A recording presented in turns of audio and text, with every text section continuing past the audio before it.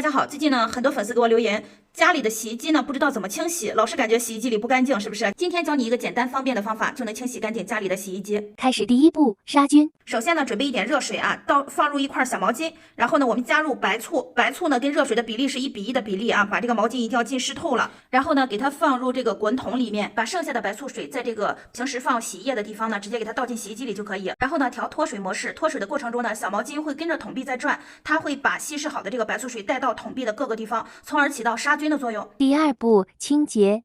在这个空盆子里面呢，我们准备家里都有的小苏打和普通的洗衣粉，比例是1:1的比例，加入80度以上的热水给它稀释开，也是直接在放洗衣液的地方直接给它加进去就可以。现在呢，我们开始调洗涤模式，洗涤时间呢是半个小时左右，然后呢温度是60度，水位是高水位。这样呢，水也不会流出去。在洗涤的过程中呢，它会清洗到你的各个角落，包括你的密封条的地方都能清洗到。洗涤完30分钟以后呢，先不要着急脱水，再给它浸泡30分钟左右以后，再给它选择脱水模式。